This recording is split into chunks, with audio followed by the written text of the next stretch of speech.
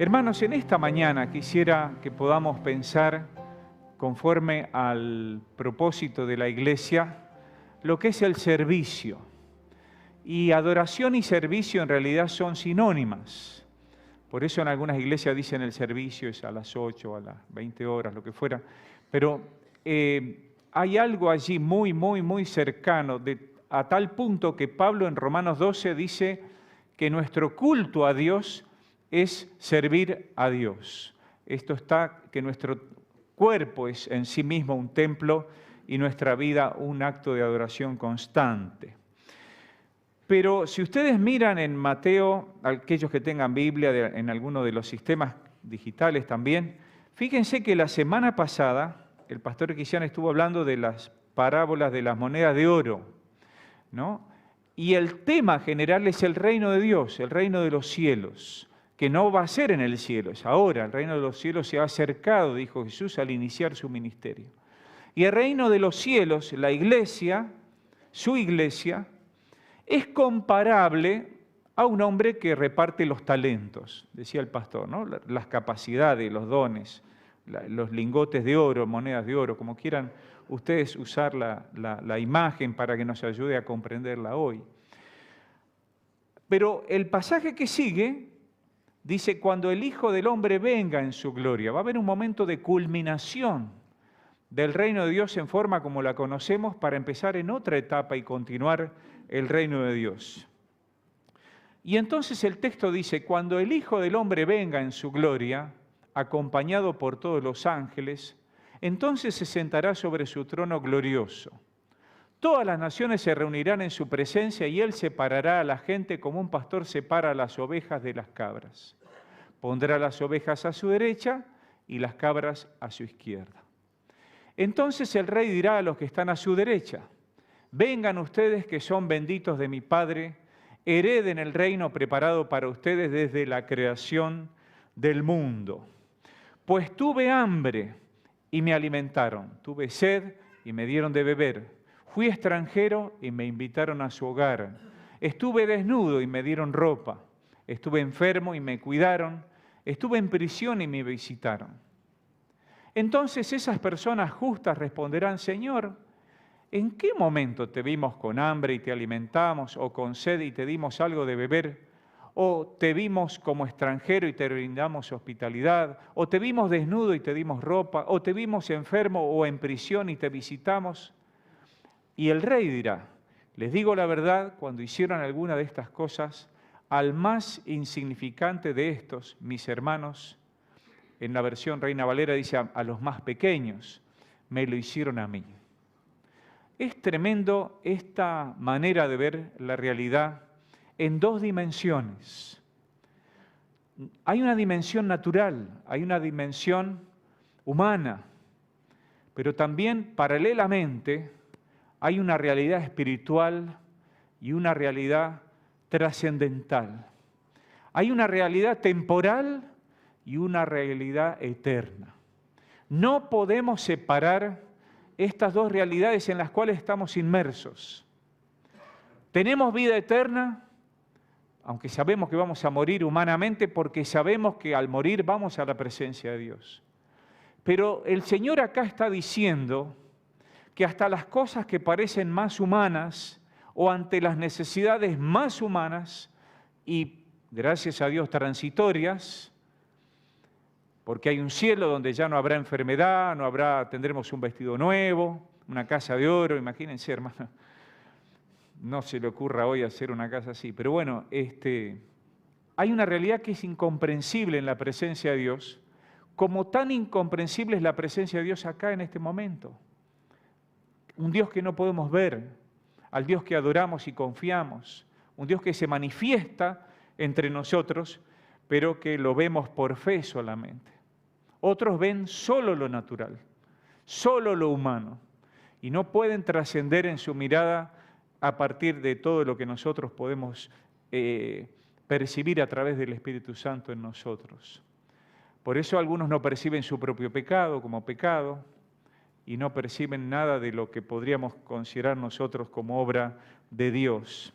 Pero esto es tan importante, aunque pasaje está hablando de un juicio. Y realmente va a haber un juicio. Que eso también es importante tomar conciencia. Pero en este caso es un juicio no solo de castigo, sino un juicio también de premios o de reconocimientos. Yo no sé si a ustedes les gustan las películas de juicio. Hay muchas películas de suspenso, de enigma, de abogados y qué sé yo. Pero yo he estado viendo documentales de los juicios de Nuremberg o de los juicios en Japón por delitos de lesa humanidad o de guerra, o como se llamaban en ese momento, con otros nombres. Y los juicios humanos siempre están teñidos de intereses políticos y de cosas y de errores. Pero acá estamos hablando de Dios, delante de Dios. Él también va a hacer un juicio en el cual, por supuesto, no necesita testigos. Él sabe todo, conoce todo y conoce todo lo que hicimos, aún lo que nosotros mismos no percibimos o que ya hemos olvidado. Por eso es interesante la reacción de las personas buenas que dicen, yo no me acuerdo haberte visto en esta condición, ¿no? Hay cosas que naturalmente se espera que hagamos como cristianos y sin necesidad de contabilizar, Dios lo toma en cuenta. Pero la primera cosa que es importante en este pasaje también, más allá de nosotros o de los que seremos premiados o condenados, es mirar las personas en necesidad. Fíjense lo que Jesús nos quiere enseñar también en esto. Cuando una persona sufre, no es porque Dios la está castigando. Dios nos ama, ama al mundo, a todos, bendice a todos. La lluvia cae sobre injustos e injustos. Dios está reteniendo el castigo hasta el día final. Dios no está castigando a la humanidad como mereceríamos, porque si no seríamos todos construidos por fuego del cielo. Dios no disfruta castigar a la gente, no desea. Él quiere aliviarnos, quiere ayudarnos. Su Hijo vino para sanarnos, para sostenernos, para restaurarnos, no vino para castigar todavía. Y entonces es muy importante que nosotros, cuando vemos a una persona que sufre, no empecemos a buscar culpa o responsables o cuestionar por qué estás así, qué te pasó. Nadie, frente a una persona que está lastimado, quebrada, nadie haría eso. ¿Se imaginan un médico? Viene y empieza a discutir, ¿quién lo atropelló y por qué lo atropelló? Y uno dice, pará, atendelo, está gritando del dolor. Sería una incoherencia.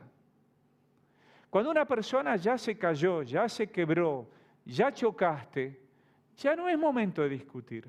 ¿Se imaginan el buen samaritano? Se acerca y dice, che, y el tipo está desmayado.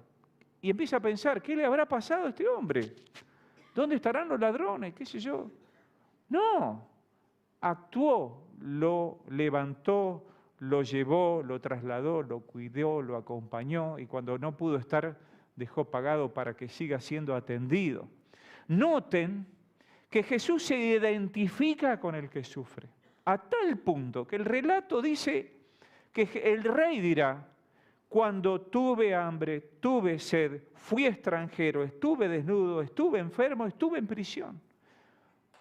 Se identifica totalmente y luego añade, les aseguro que todo lo que hayan hecho en favor del más pequeño de mis hermanos, ¿quiénes son los hermanos? De las personas humanas. En ese amplio sentido está hablando, a mí me lo hicieron. Esto nos abre los ojos a una dimensión que no vemos normalmente. No nos damos cuenta que en cada persona que sufre, Dios está sufriendo con esa persona. Mucha gente que padece dice, ¿dónde está Dios? Está ahí sufriendo con vos, se compadece de vos, está buscando la manera de intervenir o de ayudarte para que vos que te caíste, quizás no escuchaste los consejos, pero así es la vida. Nos caemos, hacemos cosas que nos lastiman o lastimamos a otros. Dios no te va a condenar ahora que estás sufriendo las consecuencias de lo que sea que te haya pasado o que te hayan hecho. Dios está identificándose con vos a tal punto que Jesús vino, humanamente hablando, para identificarse aún más con nosotros y sufrió por nosotros y cargó el castigo que nosotros mereceríamos. Jesús se identifica con nosotros. Fíjense que cuando Jesús manda a sus discípulos a los 70, ¿se acuerdan la misión de los 70? Dice, ustedes van a ir y si los rechazan, no se desanimen, porque no los rechazan a ustedes. ¿A quién están rechazando? A mí. Me rechazan a mí. Esto también es una palabra de aliento a aquellos que se desaniman al tratar de compartir de Jesús. ¿Se acuerdan cuando Saulo iba hacia Damasco a poner preso, a castigar a los cristianos? Saulo pregunta, ¿quién eres, Señor? ¿Y qué dijo Jesús? Yo soy Jesús, ¿a quién tú persigues? Miren la identificación de Cristo con su iglesia. Él está siendo perseguido, Él está siendo rechazado, al mismo tiempo que Jesús sufre ante nuestro sufrimiento y está con nosotros en el sufrimiento, sufriendo junto con nosotros. Jesús sufrió, humanamente hablando, toda clase de maldades y toda clase de circunstancias. Por eso, en Romanos 1 es claro que nosotros sufrimos por haber abandonado a nuestro Creador y hacemos sufrir a inocentes también las consecuencias de nuestros errores. Pero nosotros necesitamos la gracia de Dios que nos va a completar y que podamos tener en cuenta que estas aflicciones son transitorias. Son transitorias. Va a haber un día en que vamos a estar con el mismo Rey. Dice, tengo por cierto que las aflicciones del tiempo presente, dice Romanos 8, que habla del amor de Dios y de la obra de Dios. Las aflicciones del tiempo presente no son comparables con la gloria venidera que en nosotros ha de manifestarse. Y el pasaje, ustedes lo podrán leer después, dice que la creación gime. La creación está dolida por el daño, por lo que hemos hecho.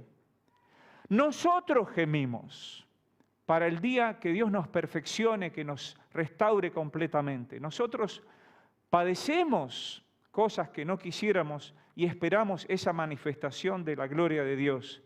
Pero también dice, el Espíritu nos ayuda en nuestra debilidad, porque ¿qué hemos de pedir como conviene? No lo sabemos, pero el Espíritu mismo intercede por nosotros con gemidos indecibles. Me acuerdo que el pastor Clark predicó hace un tiempo atrás, la creación gime, nosotros gemimos, el Espíritu gime, clamamos a Dios por un tiempo nuevo, un tiempo distinto, un tiempo de alivio, un tiempo de sanidad, donde ya no haya quebrantos, ni angustias, ni falta de nada. Pero mientras tanto, Dios está con nosotros, nos ama, se identifica con nosotros y Él se compadece de nosotros. No es un tiempo de juicio. Cuando Jesús ve a la mujer que la iban a apedrear, Jesús no le dice, no pasa nada, está todo bien. Le dice, yo no te condeno, pero no peques más. No es el momento del juicio final ahora que estamos sufriendo. Es terrible añadir al dolor culpa, al dolor vergüenza, al dolor una exposición. Miren, acá está, fíjense, ¿qué podemos esperar? No es el momento de avergonzar, de añadir dolor al dolor. La persona ya está sufriendo, ya sabe que lo que hizo está mal. No necesita decirse, el Espíritu Santo se lo va a mostrar de una de otra forma y la misma realidad te lo demuestra.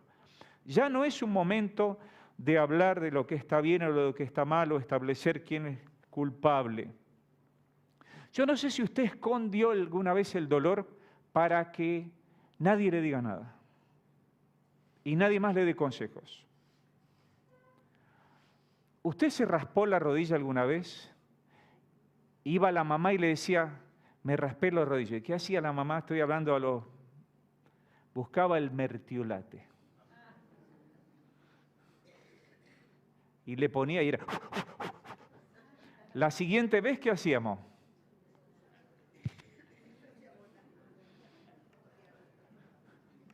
Y no, porque viene el mertiolate. Y siempre hay uno con el mertiolate, ¿vieron? ¿Qué te pasó? Y sí, ¿viste? Yo te dije. Y sí, si hubieras escuchado, ¿cuántas veces te dije? y el mertiolate ahí. Después hay que soplar, ¿no? Bueno, pero a veces es necesario el mertiolate.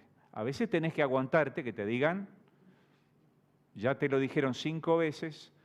Bueno, pero hay que tener cuidado porque alguien tiene que aliviarnos y buscar en manos de Dios el juicio para no hacer un prejuicio. Delante de Dios nadie es considerado santo. Solo en la gracia somos justificados y oramos para que eso suspenda. Pero además, la misma Biblia dice que Dios defiende al que sufre, porque justamente no desea condenarlo ahora. Dios está viendo y el amor eterno de Dios nos ayuda a nosotros frente a las injusticias de la vida y frente a las condenas que los demás podrían hacer de nosotros, como Jesús mismo padeció y los discípulos padecieron. ¿Quién acusará a los escogidos de Dios? Dios es el que justifica. ¿Quién condenará? Cristo es el que murió, más aún el que también resucitó, el que además está a la diestra de Dios, el que también intercede por nosotros. ¿Quién es el acusador, hermanos? El diablo. Pero guarda, porque el Espíritu Santo revela nuestro pecado, no para acusarnos, sino para que nos arrepintamos, corrijamos la conducta y no volvamos a caer en lo mismo que ya caímos. Si usted sabe que el camino está lleno de baches, vaya a 60. Hay que tener cuidado porque el que cree que está firme podría caer. Entonces tenemos que tener compasión por aquellos que cometen cosas que quizás no están dentro de la voluntad, pero también es cierto que aún con la mejor intención hacemos cosas, igual vamos a ser sospechados, condenados, juzgados, porque la mente dañina de otros puede ver todo mal, aún nuestras cosas más lindas, como mismo le pasó a Jesús, que fue acusado de glotón y de borracho. Jesús padeció muchas de las necesidades que Jesús menciona acá. Jesús fue abandonado por su propia familia, rechazado por su propio pueblo, y aún la mayoría del mundo lo sigue rechazando. Jesús fue considerado un extranjero, especialmente en Jerusalén, y decían, de Nazaret va a salir algo bueno. Pero en Nazaret también, y este es el hijo del carpintero, ¿cómo que maestro, profeta, hijo de Dios? Nadie podía ver lo que había en él. Padeció hambre, aunque voluntariamente fue al desierto, teniendo hambre, buscó la saciedad en Dios. No tuvo propiedades, no tenía dónde recostar su cabeza, no estaba ligado a ninguna propiedad y por supuesto fue juzgado injustamente y estuvo desnudo en la cruz porque repartieron o sortearon su vestido. Jesús se compadece del que sufre, del que es acusado y nosotros tenemos que tener cuidado porque lamentablemente, aunque la Biblia dice que la larga vida es una bendición, que tener hijos es una bendición, que la abundancia es una bendición, no es cierto que el que padezca lo contrario es porque está siendo castigado. No es cierto, no es así. Pero ¿se acuerdan que los discípulos ante el ciego dijeron, ¿quién pecó? ¿Este o sus padres? Si vos fracasás, si estás enfermo, tal vez tomaste decisiones, pero a veces no, a veces trabajaste duro. Igual las cosas no resultaron como uno quisiera. Job dice, yo sé que soy pecador, pero no hice cosas tan graves como para merecer que mis hijos mueran. Todos mis hijos, perder todo y estar enfermo. Hay un sentido de justicia divina que a veces no entendemos, como tampoco entendemos por qué demora tanto el castigo de Dios cuando quisiéramos que llegue, y no llega, parece, y nos parece tan injusto algunas cosas, pero tampoco tendríamos que sospechar de personas que están padeciendo cosas terribles como si las merecieran. Cuando sufre no vas a estar solo, no estás solo. Jesús vino para sanar y actúa como un médico aliviando nuestro dolor. Y nuestra prioridad como iglesia es aliviar el dolor, no juzgar. La Biblia dice en Romanos 8, ¿quién nos separará del amor de Dios? Tribulación, angustia, persecución, hambre, desnudez, peligro o espada. Aunque es cierto que vamos a morir o que podemos morir aún por persecución, somos más que vencedores en Cristo. ¿Estás seguro de lo que decís, Pablo? ¿Estás seguro? Y dice Pablo, por lo cual estoy seguro que ni la muerte, ni la vida, ni ángeles, ni principados, ni potestades, ni lo presente, ni lo porvenir, ni lo alto, ni lo profundo, ni ninguna cosa creada, y hasta los demonios que fueron creados, nos podrá separar del amor de Dios que es en Cristo Jesús, Señor nuestro. Dios no deja de amarte, no te abandona, jamás te abandona, nada te separa, aunque lo podemos sentir así, aunque lo sintamos así. La expresión más dolorosa de Jesús en la cruz fue: Padre mío, ¿por qué me has abandonado? A veces es nuestra oración. Decimos: Señor, ¿dónde estás? ¿Por qué me está pasando esto? Nos sentimos así, pero no es la realidad. Muchas personas han padecido algún tipo de abandono y sienten que la esposa, que el hijo, que la mamá no los quieren. Esto añade tanto dolor al dolor que ya podrían estar pasando. Es terrible. Y en algún momento de la vida, por la gracia de Dios, pueden charlar, pueden conversar, y entonces descubren que lo que ellos pensaban no era así. Del otro lado había otro que pensaba lo mismo. Mi hijo no me quiere, mi esposa no me quiere, no quiere hablar conmigo. Pero cuando hay estas situaciones, todos sufren, pensando que el otro ya no me ama. Y no es cierto. Muchas veces son nuestro dolor que nos ciega, que nos encierra, que nos atrapa, que nos enmudece. Y es muy importante, hermano, que como un bebé llora cuando tiene hambre, expreses tu dolor. Este es un espacio para expresar el dolor. Si usted tiene mucha tolerancia al dolor, es un problema, porque no pide ayuda. Al igual que si es orgulloso, no pide ayuda. Mi señora cuando va... ¿Mi señora está? Bueno. Mi señora dice: no me menciones. Pero yo sufrí de cólicos renales. El dolor es terrible, hermano, no se lo deseo a nadie. Pero cuando estábamos en la guardia, yo estaba tan contento que ya estaba en la guardia, que ya me mostraba como si estuviera lo más bien. Y mi señora me decía: poné cara de dolor, porque si no, no te van a atender. Hermano, ponga cara de dolor. Si le duele, ponga cara de dolor. Sería muy cínico decirle a una persona: hoy estamos de culto, estamos de fiesta, deje allá en el perchero las quejas, los dolores, póngalo allá a la entrada, déselo a Luis que está allá, y entre, y cuando sale lo vuelve a agarrar, porque ahí van a estar. Sería muy cruel. Hermanos, si yo no puedo comprender que Dios me ama, aun cuando estoy sufriendo y aun cuando soy culpable de lo que estoy sufriendo, es muy terrible, es una desolación espantosa, porque Jesús vino para acompañarnos, para estar con nosotros, y dijo: no los voy a dejar huérfanos. Es una palabra muy fuerte, ser huérfano. Es muy fuerte.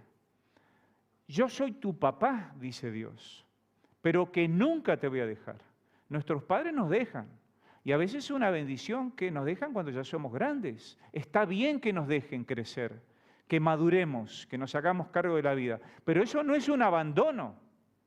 Separarnos momentáneamente, vivir cada uno en su casa, lavar su ropa, limpiar, hacer la cama, no es un abandono de los padres, es porque necesitas crecer. Dios no te abandona, te da espacio para que decidas. Lamentablemente, podríamos decidir mal, pero además vino a sanarnos y nos fortalece en el dolor. Cuando Pablo dice: todo lo puedo en Cristo que me fortalece, no se convertía en un superhéroe. No era Avenger, se dice. No se ponía la capa y salía. Él seguía sufriendo, pero sabía que Cristo estaba con él, porque la iglesia de Filipos había enviado una persona para acompañarle y había enviado una ofrenda amorosa que Dios la recibe como de Dios. Las personas necesitan nuestra presencia como un abrazo de Dios. Y el Evangelio, este relato que acabamos de leer, Jesús dice que cuando nos amamos, amamos a Dios a través de aliviar el padecimiento. Nosotros tenemos que tomar en cuenta que en una persona creada por Dios aunque no sea creyente o no sea parte de la iglesia, ahí está Dios trabajando. Y es una oportunidad de amar a Dios a través de esa persona, como lo hacemos habitualmente. Muchas veces yo conozco historias de ustedes y me alegro y me llena de alegría, aunque no las publicamos, de la manera en que Dios obra y la compasión que muestran y demuestran una y otra vez. Hermanos, no hay ningún beneficio en prolongar el dolor. No hay ningún beneficio. Hay que tratar de aliviarlo con urgencia. Una persona que sufre y yo le digo, bueno, Dios tendrá un propósito. Es cierto eso, hermanos, pero hay que aliviarlo lo más pronto posible. Es la prioridad cuando uno llega al hospital, aliviar el dolor. Hasta que veamos en alguna forma el propósito de Dios, tenemos que comprender que el dolor necesita ser atendido. No hay beneficio en estar desnudo, estar pobre. De ninguna forma es una condición espiritual. Al contrario, es una condición de extrema vulnerabilidad que necesita ser atendida con urgencia y que cambie esa situación permanentemente. No podemos catalogar a las personas en condiciones y que queden allí encajonadas permanentemente. Debemos intervenir de la manera que sea posible para cambiar la condición, no momentáneamente, sino permanentemente, y ayudarle a salir de la pobreza y no alimentar una mentalidad de pobre como si eso por sí mismo fuera algo espiritual o bueno. Hay un privilegio que es poder dar a aquel que está en necesidad. Y si yo te preguntara, ¿de qué lado preferís estar? ¿Dando o recibiendo? Deberíamos estar cómodos en cualquiera de estas dos situaciones. No deberíamos estar incómodos por recibir un regalo de otro hermano o la ayuda de otro hermano. No deberíamos sentirnos superiores por estar ayudando, de ninguna forma. Y además, no es que el domingo decimos, a ver hermanos, acá siéntense todos los que están necesitados y acá todos los que están traen algo para repartir. A ver, todos acá los enfermos, bueno, no sé hasta dónde llegaría la, ¿no? Porque vos podés estar padeciendo alguna de estas circunstancias, podés estar enfermo, pero ayudar al que no tiene comida.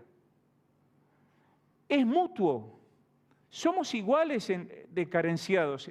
Lo que pasa es que las diferencias son sutiles o a veces más groseras. Pero todos necesitamos, porque somos todos igualmente necesitados de la gracia de Dios, que nos perdona a todos, que somos igualmente pecadores. Pero necesidades tenemos todos. Lo que pasa es que no las exponemos. Y nos sentimos avergonzados de exponerlo. Y a veces nos sentimos incómodos de que otro nos ayude. Pero hermano, reciba la ayuda como un abrazo. Cuando alguien se abraza, ¿quién es el que abraza? ¿Quién es el que recibe? No se nota, pero alguien toma la iniciativa. Alguien comienza el gesto. A veces queremos hacer así, el otro hace así. Y bueno,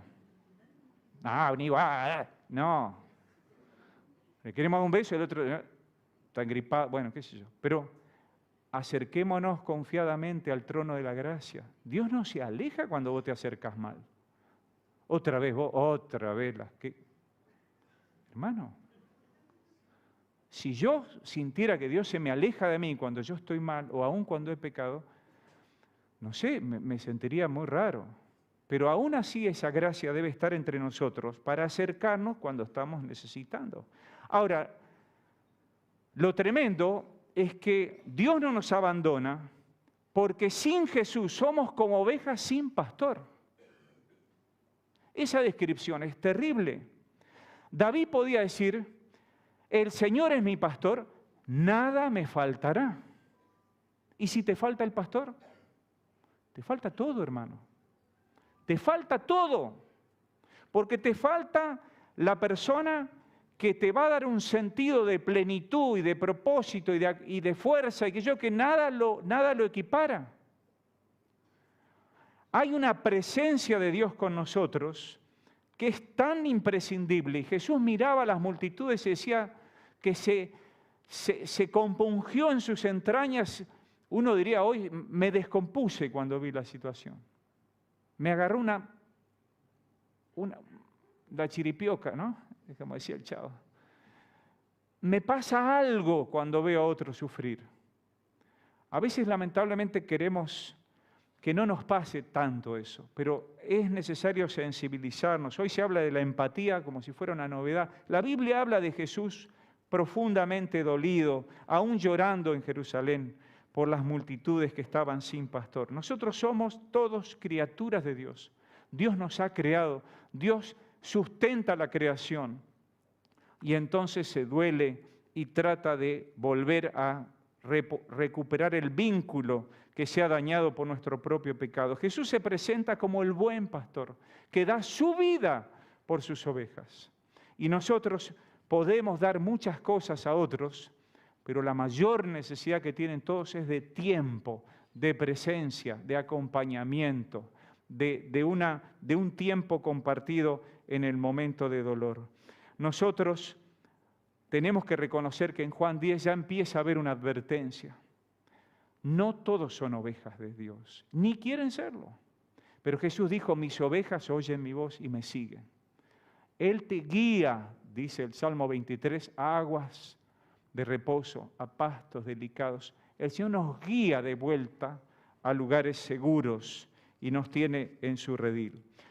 Pero además, en tercer lugar, tu sufrimiento no va a ser permanente. No es eterno, al menos. Dios ve tu condición. Dios ve tu condición. Él está atento a las necesidades. Ve tu condición y va a intervenir. Dice Romanos 8, a los que a Dios aman, todas las cosas ayudan para bien. Esto es lo que conforme a su propósito son llamados. Dios puede intervenir, quiere intervenir cuando le damos lugar. Pero hay personas que no le dan lugar, que no reciben las advertencias, que no reciben los cuidados de Dios porque le han rechazado a Él. Dios quiere trabajar en tu vida, quiere intervenir para que las cosas ayuden finalmente con algún propósito en el cual Él puede intervenir. No son las cosas buenas, no es eso lo que dice. Lo que dice es que Dios, a partir de cualquier realidad, siempre va a estar a tu favor. Siempre está acompañándote, siempre va a estar sosteniéndote. Pero esa mano de Dios está en la iglesia.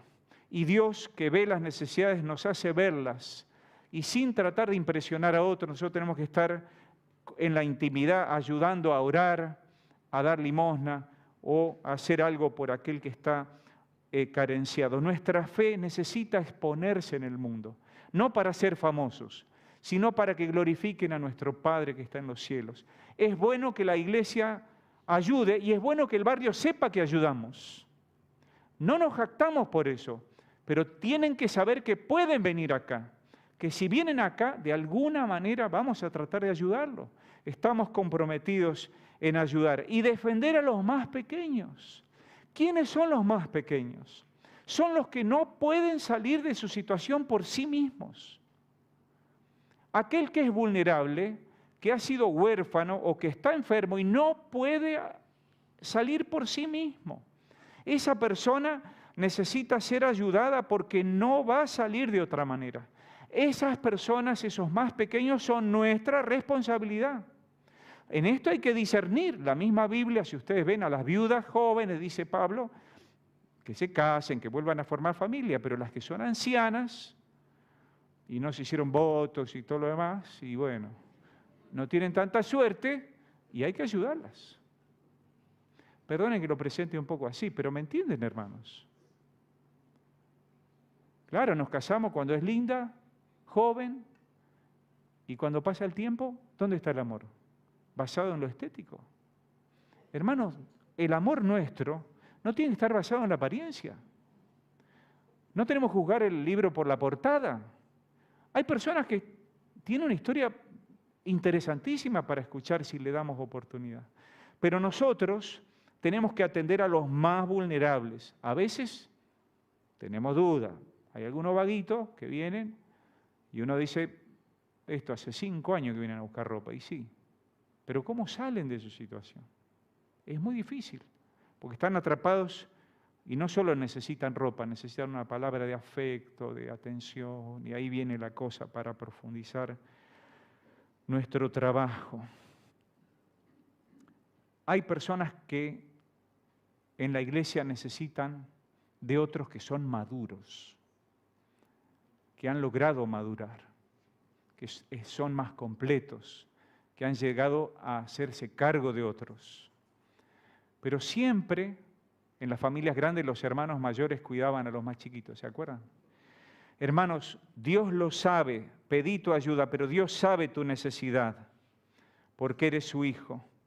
Vos lo sabés y podés orar, pero también es bueno que otros sepan y te ayuden. Pero sepamos que Dios va a separar las ovejas de los cabritos. En la eternidad va a haber una gran separación.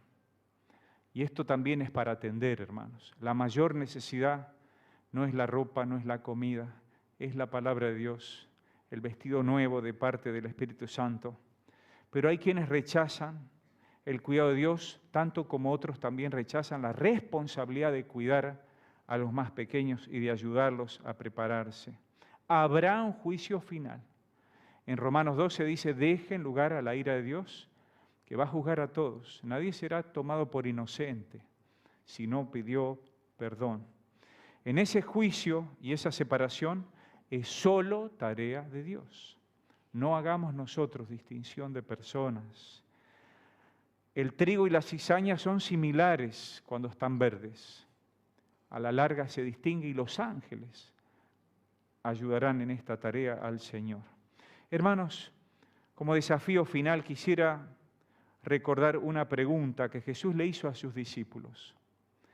Esta pregunta tiene que ver con esta identificación que Jesús hace con aquellos que reciben ayuda tanto como aquellos que la brindan, porque nosotros también somos la mano de Dios ayudando. Cuando Jesús estaba siendo muy famoso, habla con sus discípulos y le dice, ¿y ustedes quién dicen que soy yo? Tú eres el Cristo, el Hijo del Dios viviente, afirmó Simón Pedro. Dichoso tú, Simón, hijo de Jonás, le dijo Jesús, porque eso no te lo reveló ningún mortal, sino mi Padre que está en el cielo. Yo te digo que tú eres Pedro, y sobre esta piedra edificaré mi iglesia, y las puertas del reino de la muerte no prevalecerán contra ella. Te daré las llaves del reino de los cielos. Todo lo que ates en la tierra quedará atado en el cielo, y todo lo que desates en la tierra quedará desatado en el cielo. ¿Qué quiere decir esto? Tú eres el Cristo, el Hijo del Dios viviente. Sobre esta fe se levanta la iglesia, sobre Cristo. En el Sermón del Monte queda claro que obedecer a Cristo es poner mi vida sobre la roca. En 1 Pedro es claro que el edificio de la iglesia se levanta sobre el cimiento que ya fue puesto, dice Pablo, que es la roca, que es Cristo. Hermano, no es Pedro ni el pastor, aunque algunos dicen que yo soy de piedra, pero no, hermano, es otro el mensaje. Hay algo firme, inamovible y eterno que nadie puede derribar, ni nosotros seremos destruidos porque estamos afirmados ahí. Pero hay un momento en que no nos damos cuenta que estamos actuando en consonancia con el cielo. Que lo que hacemos acá produce un eco celestial y un eco espiritual eterno. Y a veces no nos damos cuenta. La misma Biblia dice que hay alegría en el cielo cuando un pecador se arrepiente. ¿Dónde se arrepiente el pecador? No importa, en la soledad de su corazón, y el cielo se alegra porque vos en tu corazón le pediste perdón a Dios. Dijo Jesús, si vos das un vaso de agua en mi nombre, vas a tener tu recompensa. Alguien en el cielo anota. María le dio el vasito, bueno, anotamos para el día que demos los premios. Es impresionante cuando uno empieza a darse cuenta que cuando ayunamos, oramos, damos limosna, Dios se alegra con nosotros, nos escucha. Hay un eco espiritual de algo que nos podría parecer autosugestión. No, Dios se está alegrando, se está obrando, Dios empieza a intervenir. Cuando adoramos, dice la Biblia, que están los ángeles entre nosotros. Hay algo que no podemos percibir ahora y algún día nos será revelado en plenitud. Y apenas podemos anticipar, como dice Romanos 8, el Espíritu Santo es una antesala del cielo. Lo que ates en la tierra se ata en el cielo, lo que desates en la tierra Hermanos, la obra de Dios es dar libertad a los cautivos. Hay gente que está atada, maniatada, y no por espíritus malignos, sino porque su vida complicada sin Dios lo ha llevado a estar enredado y atrapado. Pero solamente si conocen al Hijo, si conocen la verdad, serán verdaderamente libres. La mayor necesidad es Cristo. La única manera de vivir es Cristo. El único que puede darle satisfacción y sentido a todo es Cristo, aunque ahora estemos padeciendo.